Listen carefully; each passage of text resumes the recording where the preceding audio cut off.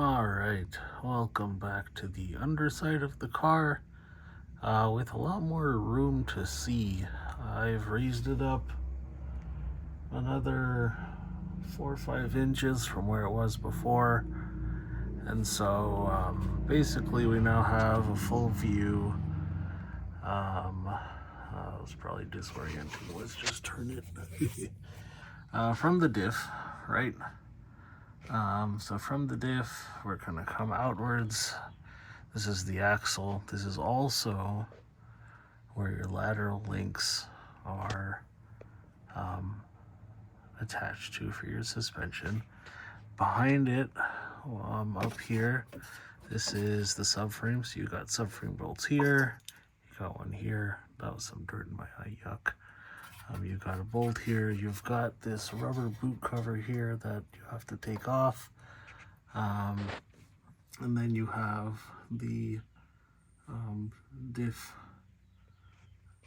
mount there, and then the diff coming through the subframe with those two holes, and exactly the same if you look out that way.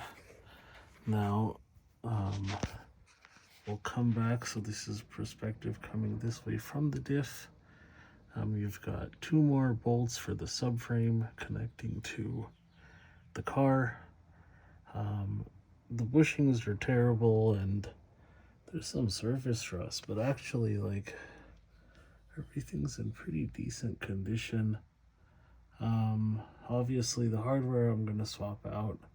The rest I'm going to try and clean up. If everything looks okay, I don't see any reason to replace it right away. So all good news there. The bearings feel pretty tight. They don't have any, I mean, they have some of this noise, but to me at least, it doesn't sound bad. It sounds like my diff needs some oil, and it sounds like my boots for the axles will probably need a little bit of grease, but you know, I'm gonna get everything off. Take a look at the bushings. They're not horrible, and actually the rubber is still rubbery. It's not like plasticky.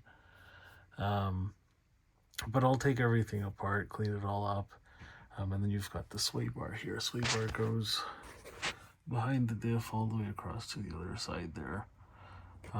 Fortunately, left and right's pretty similar.